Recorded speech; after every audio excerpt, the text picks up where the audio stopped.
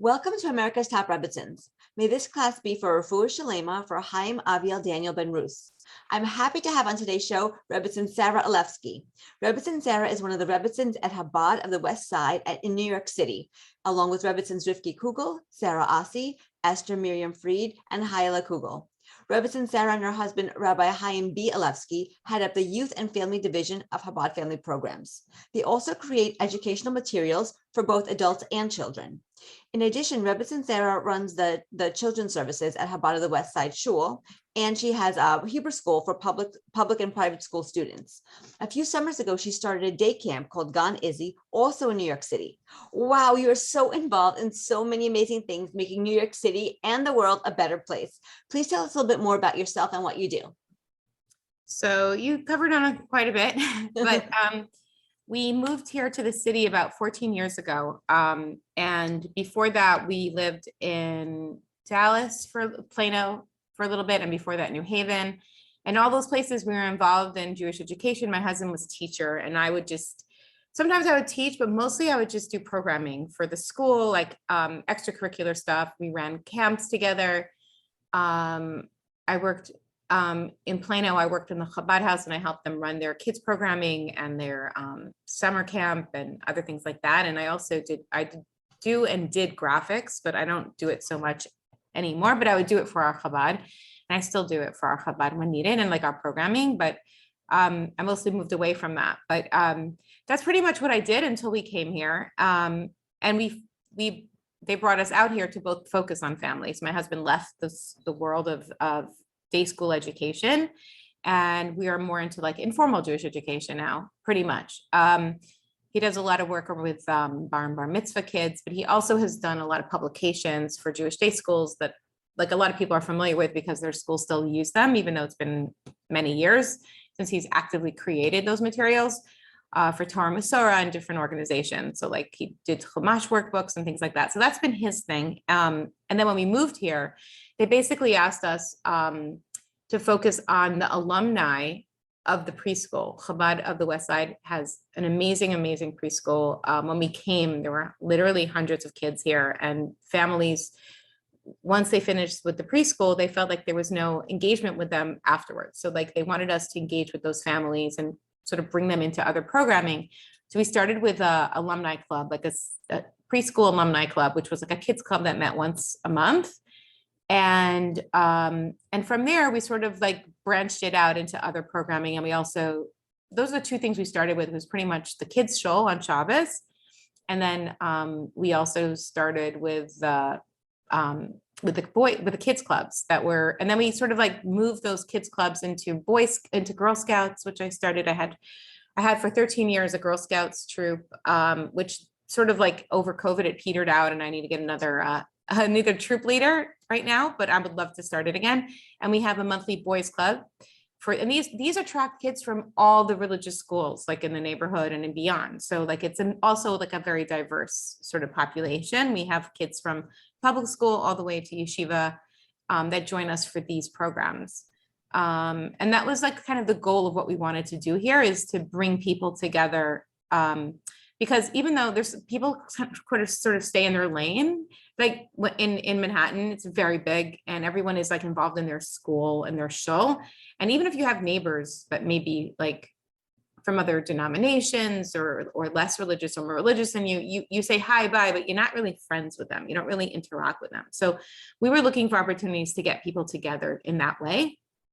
And it just, I think it sort of happened organically, because at the preschool drew a very diverse crowd, like it still does. And, kids go on to Yeshiva Katana, and some kids go on to public school and private non-Jewish schools. So it's like, and all the way in between. Mm-hmm.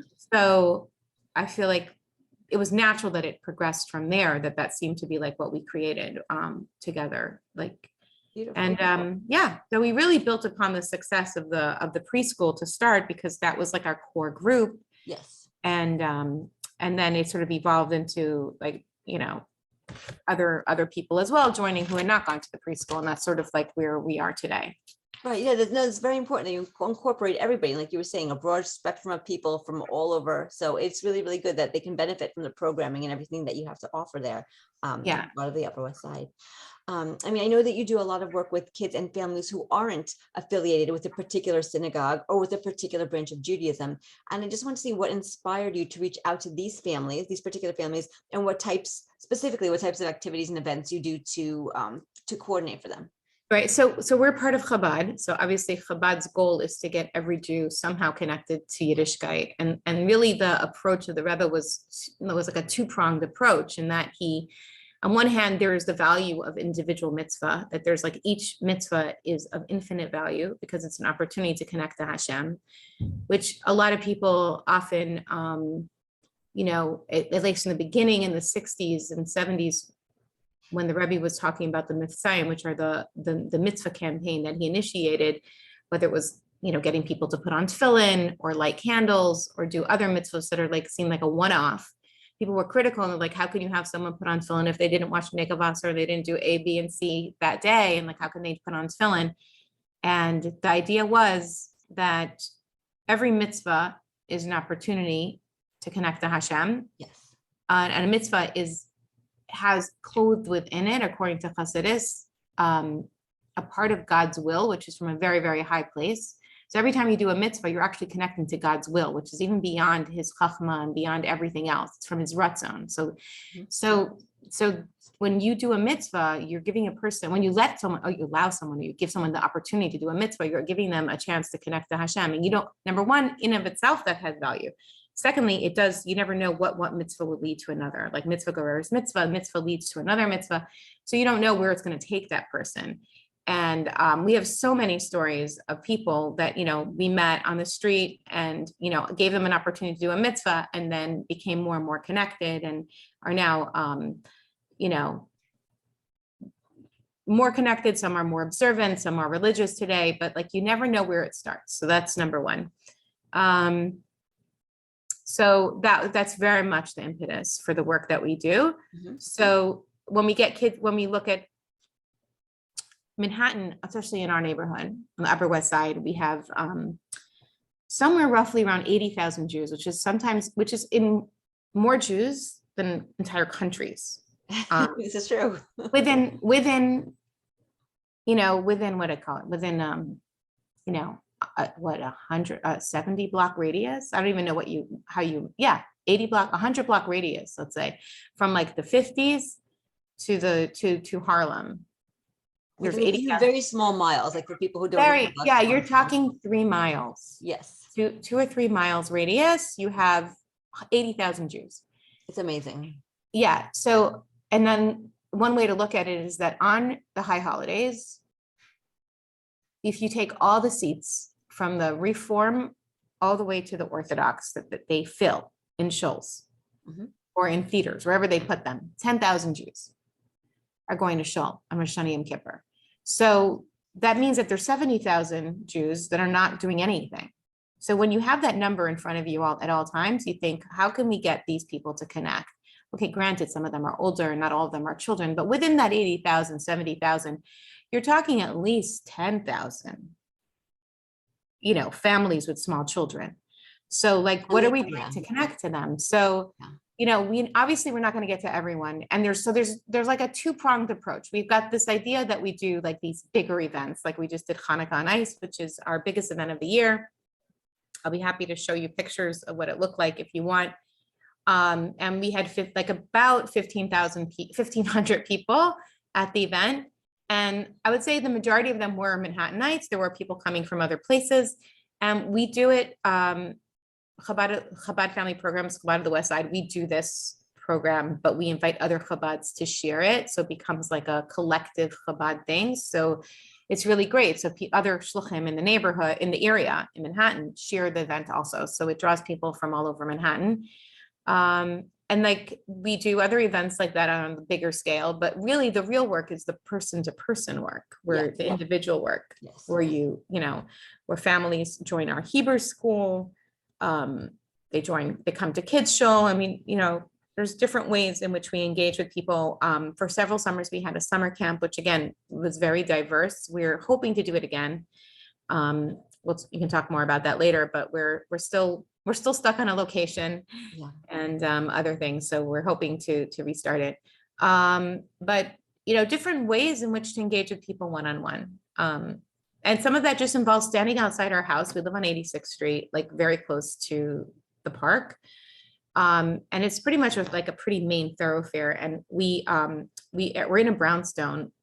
So we put up a giant menorah outside our house, like on the porch. And also there's like these spinning dreidels on the sidewalk. So if you ever go in the Upper West Side and you see like a giant menorah and spinning dreidels on the floor, that's my husband. He's into tech and he's got all that stuff going on. But like before on Sukkot, we stand there with a lulav and esrog and we put this little tiny sukkah on our porch and people come by and they are able to make a bracha. And we shook the lulav and esrog with hundreds of people and met so many families that way. And what else? On Rosh Hashanah, we'll go blow the shofar like in the park. They have like a shofar in the park, but we'll also just take the shofar in the park and blow it. And so we look for opportunities for different mitzvos that we can do with people like on the holidays. But and that kind of also gives us another way to connect with people. Another thing we do is every Friday, my daughter writes the Shabbat candle lighting time outside on the sidewalk with chalk. It's called Chalk Shabbat. My daughter, who is now 28, she started this project called Chalk Shabbat when she was 13. So it's been going on for years. Like she started when she was like in middle school and she started giving out candles outside Zabar's. And then she realized that she's only there for a short time. Wouldn't it be nice if she left something there that people could see throughout the Friday afternoon? So she started taking chalk and writing the candle lighting times outside on the street and on the sidewalk on Broadway. Zabar's is a really big, like not kosher, but like has a lot of kosher food. And it's a big supermarket, like a very classical store on the Upper West Side, food store. So it was like a really good place to set up shop. Yeah. And she used to set up a little table there with candles and challah. And then she would just like a little Shabbat table and then she would give out candles. So we moved up further up on the West Side to like closer to the park now. And we started doing it on our sidewalk outside where she writes the candlelight, all my kids progressively. We have 4 girls and each one of them took over from the other and they would just chalk Shabbat.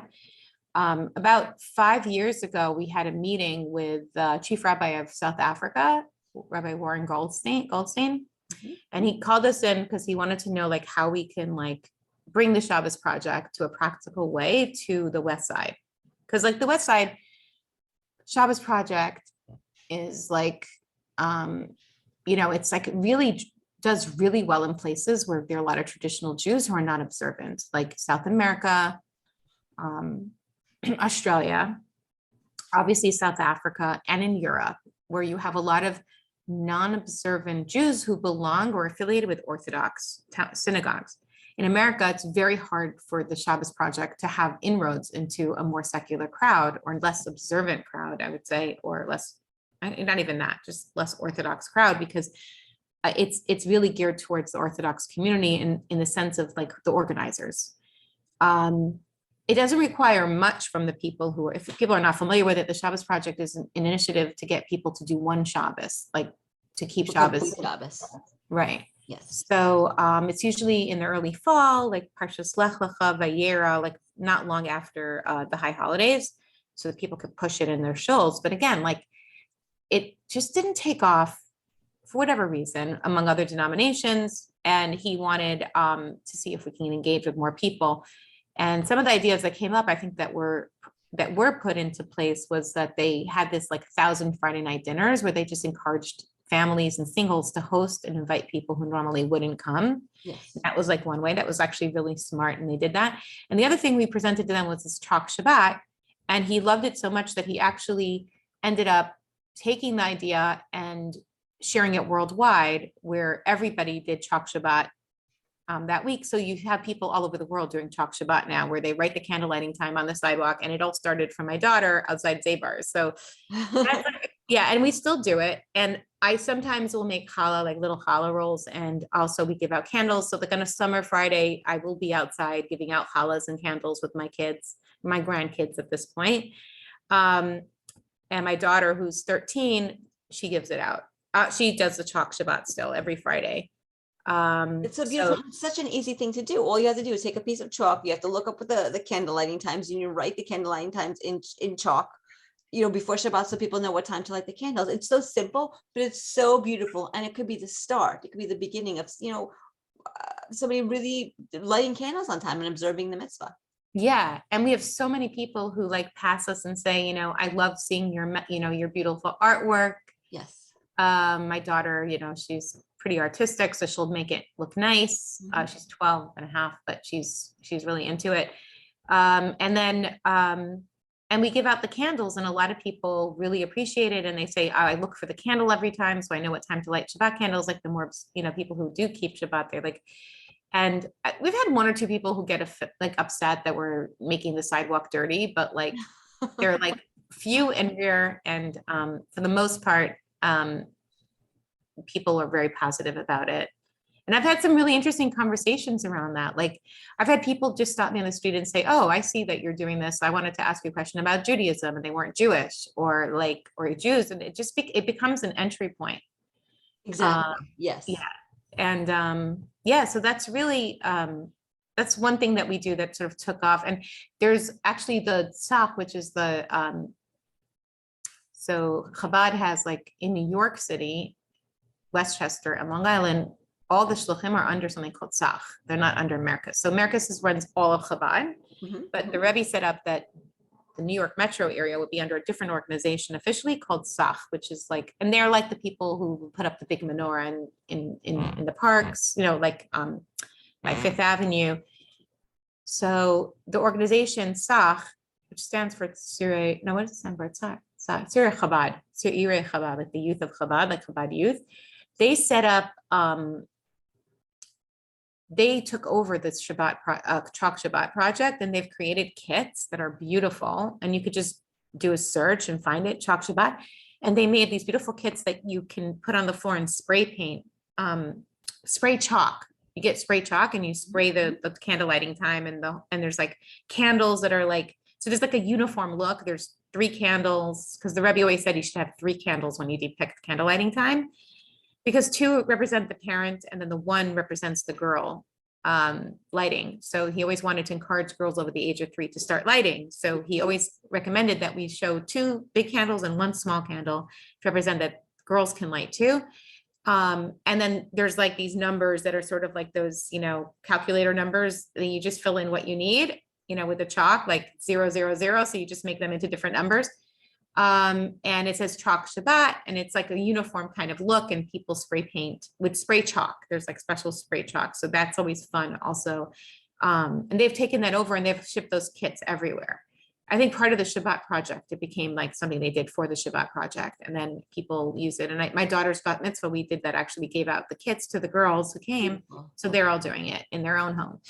So that's the Chalk Shabbat thing that sort of leaves an imprint in front of our house, and we give out menorahs, or we'll leave menorahs outside our house, like on steps, and people just take them. Oh, that's so nice. Yeah, it's like a mitzvah house. We try. And speaking of that, and I love the way that you reach out to people both in groups and one-on-one. And speaking of the one-on-one, you have worked with so many different families, and I love stories. And I was wondering if maybe you can share a story or two about how a family that was really grew and was enriched by the type of work that you do, by your interactions with them. Just something inspiring. Yeah. So okay, I have a couple of stories. So one family, my son-in-law was outside, bumped into them randomly a few times and just had conversations with them. So my son-in-law, Eliyahu Sapchinsky, and my daughter, Shayna, we just call them Sapo for short because their name is really long. They run the C-Teen here, and they came here and they started C-Teen from like pretty much from the ground up. Like they look for teenagers wherever they meet them, and they engage with them, and they talk to them about Judaism, and try to bring them, there's all kinds of fun programming that they do with teens, like amazing stuff like trips and Shabbatons, and social events, and also like educational stuff. So they do really cool stuff with them. So he's very sociable and he just meets people and starts talking to them. So he met this couple with two young kids on the street one time, started talking to them. And he bumped into them randomly like 2 or 3 more times. And then he told them they should come to Chabad and try out. They were curious about other ways of engaging with Judaism. They were going to a sort of Jewish renewal congregation and they felt they needed more. So they came to Chabad and my husband was doing a beginner service, but it was kind of sporadic at the time. So they came and he wasn't there because he didn't have anyone coming because nobody confirmed they were going to come. And in the end, they came and my son-in-law did it. And then my husband came and we met them and that was like it. But my son-in-law kept on bumping into them and we kept on bumping into them in like random places. And they came for Shabbat to us. And slowly we started to build up a relationship. We koshered their kitchen for them. And I've made challah with her. So we did a couple things. And then the beginning of COVID, you know, all our Hebrew schools, like kids, like at the end of starting in March of 2020, we went online. Yeah. And then in September of 2020, we decided to come back in person as much as possible. So in 2020, we had like a very interesting sort of hybrid situation where we had kids who were learning in their homes with teachers that I hired, like actual physical, you know, one-on-one or one-on-4. That was going on. We had online option, like Zoom option, and we had in-person option. They decided to do the in-person option and they came. It was a very small group. We had like 15 kids in the Hebrew school in person. And they came back this year and we just developed more and more of a relationship with them. And, you know, they've taken on a lot more mitzvahs and it was all started with my son-in-law just meeting them on the street and having that conversation with them. And we're going to be helping them with their daughter's bat mitzvah. They're both in our programming. One of them attends the Hebrew school. She's in my class. She's one of my students. And the other one, and these are kids who go to non-Jewish private school. And last night, and 2 nights ago on Hanukkah nights, they were there and she wrote me a text afterwards, how amazing it was and how beautiful it was to see. And she goes, I can't believe we never came. Because I saw so many of my kids' friends from their camp, from their school. So she was like surprised to see like a lot of times, again, people are in their own lane and they don't necessarily see that there's overlap. Yes. And like her encounter with us was always been in Hebrew school and stuff like that. But then she saw like it was broader, like there were more people engaging. And anytime she has a question about anything, she'll call me and have it to me to talk to her kids about things. So we're like her connection, you know, to a starting point. And she has other people that obviously she talks to about Jewish stuff, but we're definitely part of that. It's so important though. It's so beautiful. Yeah. Like what you're saying, like when you reach out to somebody, you never know what the outcome of that is going to be. Right. And then we've had other stories, obviously, like we have a lady who lives next door. Mm-hmm. And she started, she has a Jewish mother, not a Jewish father. Mm-hmm. And we met her on the street and my husband thought she wasn't Jewish. So he asked her for her name and her name is not a Jewish name. And they said, would you be able to come, you know, help me out with something in my home? It was Shabbos. It was Friday night. And we needed help doing something. And he said, but any chance are you Jewish? She goes, I am. He goes, oh, so you can't help me in that way, but would you like to come for dinner? And she was like, oh, okay. And she's seen us around. So she felt like, you know, we weren't like total wackos. And she literally lives next door in the brownstone next door. So she came in. She had never experienced anything Jewish. And so that year was her year where she lit a Shabbat candle for the first time. She celebrated Rosh Hashanah with us, the Seder with us, Hanukkah with us.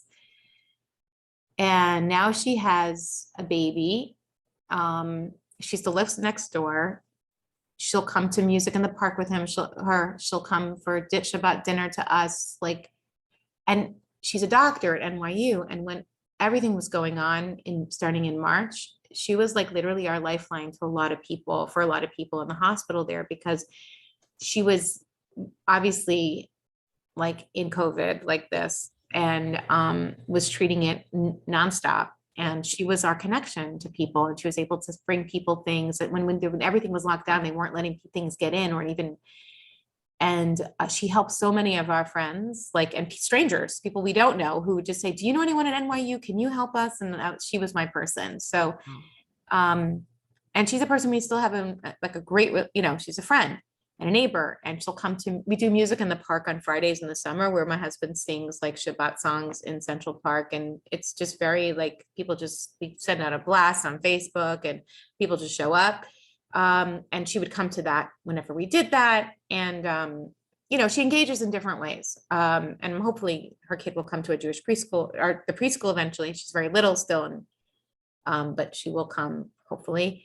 So that's another example of like someone you just bumped into on the street and it develops into this kind of relationship. It's so special. It really is very, very special. So I wanted to ask you, because you had mentioned earlier that you have a camp, and I mean, summer is a time when kids have a break from school and they're always looking for something fun and recreational to do. And I know that you're in the process of restoring the Camp Gone Izzy. And I wanted to see, I know that you do a lot of things with this, with the Hebrew schools, but I was wondering, why was it important for you to also have a camp when kids have so many other options for things to do in the summer? So it was interesting. At the time I was exploring something called design thinking, like I was using it a lot in our Hebrew school to develop it. So I basically was working with the Jewish Education Project because they were helping us with one of our Hebrew schools, which is called Kivun. And it's funded by the Steinhardt Foundation because Kivun is a school. I'll just start from here because then you'll see why I got involved in this. Kivun is a Hebrew school that serves a very specific population, just the children who attend the charter school that teaches Hebrew. It's called the Hebrew Public. So is an organization, and within Hebrew Public, there are several charter schools that they run. So I am affiliated with the Hebrew. My program is affiliated with the Harlem Hebrew Charter School, which is in Harlem, teaches Hebrew. It's totally not religious, obviously, because it's a public school. But they learn about Israeli culture and language. They learn Hebrew. And then I pick them up twice a week and I bring them to Chabad and I give them the Yiddishkeit piece. So the Steinhardt Foundation funds that. And they were funding other after school programs at the time. And I was working with the Jewish Education Project because they were like sort of like helping us with the educational piece of it and trying to give us like some kind of they wanted all the programs to have some kind of uniformity, like when it came to like what we were offering or like some kind of standard. So we were working with them and they introduced us this design thinking. And the way we used it was that we basically went to the parents and asked them, what is it that they want to see in their kids' Jewish education, and built the program from there. So it was very much from the parents.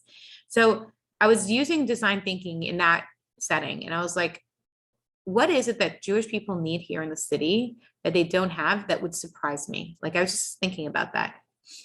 And there were certain pain points that I found that people were, when I started talking about summer camp for years, people just said, you don't need to do a summer camp because, what do you do that's better than Camp Vermont and, all the camps out in New Jersey and, that everyone wants to leave the conventional wisdom. Everyone wants to leave the city. The JCC, the Y, they both have big summer day camps, but when you're in second grade and up, you get bussed outside the city. Nobody wants to be in the city. Then I met people who, their kids get really car sick and don't do well on buses. Yes. 2, people whose kids have like medical issues or not even just stuff or just things that the parents are just a little bit more protective and they didn't want the idea that their kids could be on another side of the river for whatever reason, and they can't get to them. And they just didn't like the idea of their kids being far away from them for whatever reason.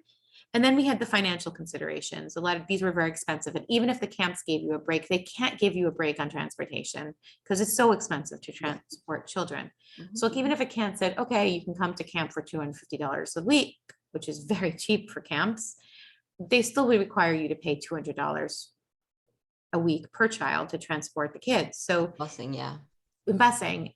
And so we figured out that what if we did a camp that was economical, a budget camp built in the city using public transportation, focused mostly on using public transportations to go to places that are free or inexpensive, and using our Chabad as the base. I figured out I was able to do it and give the kids all the stuff, like the extras. Like we had basketball and soccer and sports and art, martial arts, we had music, we had drama, we had all the extras that people had in regular camp. But we did it in the park or in Chabad. And then every day we went on a trip. Like we went either to the park or we went to other parks or we went to the museums. We went all over the city. And our goal was to hit all 5 boroughs. Wow.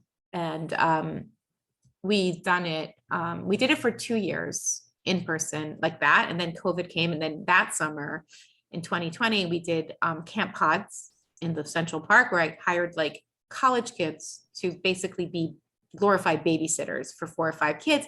And we would bring them together to do more like programming, like soccer and martial arts and all the stuff that we like, the extras. So we brought them together twice a week to do like some kind of programming together, science.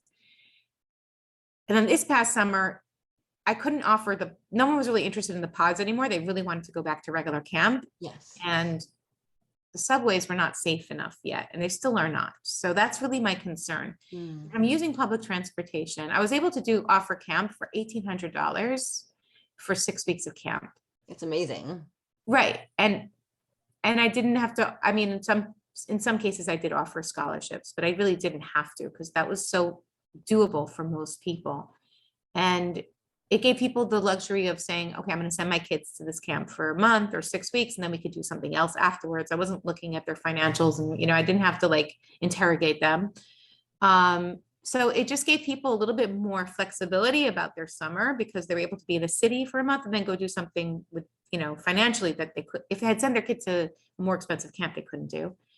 And it just also solved those people's problems who didn't want their kids outside the city. Right. For sure. But now with public transportation being not so safe, at least even the perception of it is not so safe. I use the subway all the time. I haven't encountered anything, but you see on the news and it scares people. And I'm thinking maybe with armed guards, I don't know, like I'm trying to think how we could do it. Yeah. And the other piece of that is location. Chabad has their own camp, and in the current configuration that they're in, like they have a preschool camp, there's no room for us to run out of there anymore. So so I don't have a location, and I don't have and I'm worried about public transportation still. And to go to busing would just be traffic. You're dealing with traffic, you're dealing with we tried a few times a bus, and the kids end up sitting on the bus for hours. It's just, you can get stuck on a subway, but it's, we just make it fun, or we find another way out. Hopefully we've never got stuck on the subway, but right. So it's a lot of logistics that have to be figured out and ironed out. And right. But for the time that we did it, and I hopefully to do it again once I feel more confident with the public transportation in the city. Yes. It's really amazing, because again, it brought together people visiting for the summer, from other countries. I had and people who were going to very religious, single gender schools, and we kept the bunks actually separate once they hit a certain age. But they've never been in an environment or been with other people who are not like them. In either case, like the religious kids and the secular kids were never in an environment where they were, and it was such a beautiful mix of kids, and it felt like it was such a microcosm of what the West Side is, and it just brought people together. It's for sure. Yeah, it is. It's a really unique opportunity if you don't get to socialize normally with religious kids, if you're a more secular kid, or vice versa. If you're a more religious kid, you don't get to socialize more often with a secular kid. It's a beautiful, beautiful opportunity just to, they're kids. I'm sure they both like soccer and drama and basketball and everything. And just a beautiful way for them to socialize and interact with each other. Yeah. And it was really great. We hope to do it again. And it really was a city-based camp, and it was just so fun. And we all had these white t-shirts that we tie-dye the first day. So the kids all had these really different but same t-shirts. And I feel like that really reflected who we were as a camp, and that every kid was individual, but there was things that brought us together, For sure. We have maybe just a few more minutes left, but I just want to ask you one more question, because I feel like it's important. We mentioned earlier that you and your husband were involved in creating educational materials for children as well as adults. And I just wanted to see if you could please just quickly tell us about the types of educational materials and how they're used. Sure. So I'm involved with something called See Kids. which is the Chabad. It's part of Americas, which is the basic organization that runs Chabad worldwide. And under Americas, there's an organization called See Kids. So there's they do Chabad on campus, which is people who are involved with college. There's the JLI, which is the Jewish Learning Institute, which is adult ed. There's C-Teen, and there's YJ, which is works with teens. There's YJP, which works with young professionals. Americas' idea is that from cradle, God forbid, cradle to grave, but you don't want to say that. So basically from birth until you are a mother again, a parent again, and your kid is once again in the system, there's some Chabad is going to carry you through. So a kid who goes to See Kids, which is the Chabad kids, which starts at the age of 4 or 5, elementary school age, will take you to teens, and then teens will take you to college. College takes you to YJP, and then it starts the cycle all over again.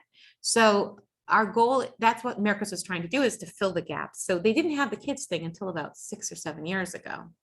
And they decided they had C-Teen going on for and then they started to do this focus on the kids. So I got involved almost from the very beginning, the second year. And I realized that there was no Hebrew school. I had seen when working in Jewish Education Project that Chabad has a huge network of Hebrew schools, and we weren't really doing anything cohesive for them. There was no one looking at them as a whole and saying, what can we do to make our Hebrew schools better as a whole? So I started a Facebook group and for Hebrew school educators. And I sort of challenged Merkis they took over this group, Facebook group, and I challenged them to start creating materials. We put together a committee, and I'm still involved with that. And I'm still involved in actual writing the curriculum. But starting in COVID, they're run by Zalman and Mushki Lowenthal, who are amazing. They're the people who are on top. They're a couple. And they decided that they were going to create curriculums for the Hebrew schools that people could use that would be school-wide. So we started during COVID. Actually, the first day that all the schools shut down, we already had these videos where Hebrew schools could show, either Zoom them, or they could show them in a Zoom setting, or they could share them with the parents. And they were complete lessons with craft supplies and entertainers. They were amazing. So we did that from March until the end of the year. We created these videos, and it was every week we were working all week to pull together these videos, and it was frenetic. The next year we created something called Bring It Home, which was a Jewish curriculum that was it had two meanings, right? Bring It Home is we're bringing Yiddishkeit into your home, because a lot of kids were learning on Zoom. And this was a unique opportunity for get into their homes and bring Yiddishkeit into their homes in a really practical way.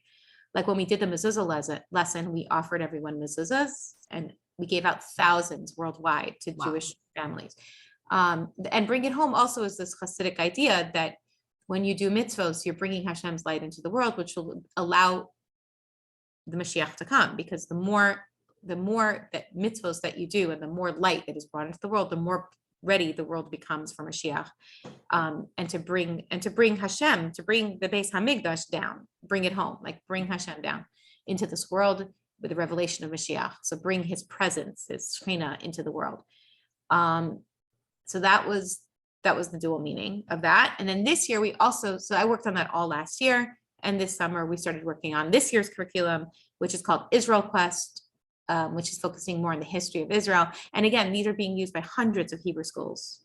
So I'm involved in the general development of it, but also specifically with the 6th to 8th grade and the K to 1, those two curriculums. K to 1 is called Super U, Super Jew, and the rest of the kids are doing this Israel Quest. And it's just a really fascinating foray into Jewish history for kids who are not exposed to it. So next week's lesson is Eliyahu Hanavi, his life, which most people don't know. So even Orthodox kids don't really know Eliyahu Hanavi's whole history. They'll know the story of the Baal, the Nevi'ei HaBaal, but they don't really know his life story from start to finish. And it's fascinating what we're able to give these kids. It really is. Thank you. That is, you just so much in so many different facets in so many different ways. And I just think that it's so important for people to hear. I really appreciate you being here, because people can hear, because even if you're not a Rebbetzin, even if you just a regular Jew, you can still do something. You can still reach out to somebody in some way and do something, and to reach out and say hello to your fellow Jew in a supermarket or on the street, and just say hello, maybe even invite somebody over for Shabbat. I think it could really open doors. And I think that it's very inspiring and amazing. Yeah, we have one neighbor who is very involved and actually helped my daughter, Hashgacha Pratis, like complete divine providence. My daughter and her husband, and Baruch Hashem, they have 4 kids. They live in the South Bronx. They run a Chabad in the South Bronx, and they started it about 4 or 5 years ago. And they were actually not looking there. They were looking at other areas to see where they could start a Chabad house. And we have a friend. Okay, so this guy who lives next door to us also, like we have this whole 86th Street, like literally we have an 86th Street WhatsApp group. It's just people we met on the street. And this guy lives next door and he is in real estate. And he says, really, Chali and Chana Mushka, that's their names, should move to the South Bronx. We're like, you're crazy. The South Bronx, like what is there? There are Jews there? Like everybody left. I mean, there's Yankee Stadium. What else is there? Like there's no Jews there. He says, you'll be surprised. There are Jews moving in. So in the Grand Concourse, and in south of that, which is where they lived first in Mott Haven, there are Jews. So he introduced them to like city councilman, the Bronx. He might, whatever, some person in politics there. I forgot who it was. And then some people in the community who had been, trying to start something Jewishly. And he got them interested in the South, and he really made some connections for them in the South Bronx, and they decided to go there, and they just bought a house. They in the South Bronx, in middle of like, everyone's like, what are you doing here? Like the neighbors are all like, what are you doing here? But they're having a Hanukkah party tonight, and there'll be 50 people there, Mitzvah Hashem. So there are people, and there's so funny story. My daughter these people came to our Hanukkah party last night. My daughter brought them to Hanukkah on Ice, but my son-in-law was in the park playing with my grandson, and there was one little boy, African-American boy, really cute. And his father calls his name, and it was like a Jewish name. I'm trying to remember what it was. It's something like Akiva. It's not Akiva, but let's say it's Akiva. And he says, Akiva, come here. And my son-in-law is like, Akiva? He's like, yeah, his mom is Israeli. Oh my God. God. Know him. And they're now like one of their families that come to everything. Their kids volunteer for them. And like, they've been there for 5 years, but this little boy and my oldest grandson are like really good friends, and they do a lot of things together, and they brought them to Hanukkah on Ice. And so you never know, like you never know where to start. And also like, we've had so many times where, it's very important, I think, to keep a very open mind about people that you meet, because you never know if they're Jewish or not.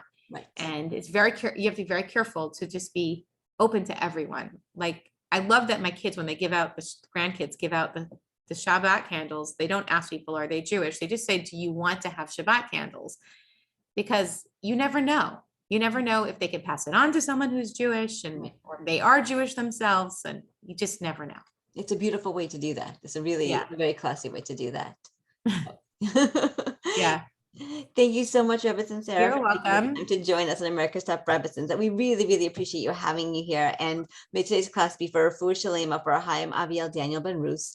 And if anyone in the audience has any questions or comments about the podcast, or if anyone would like to sponsor a future podcast, please email us at atrebbetzins@gmail.com. That's atrebbetzins@gmail.com. Thank you so much. Thank you for having me on. Thank you.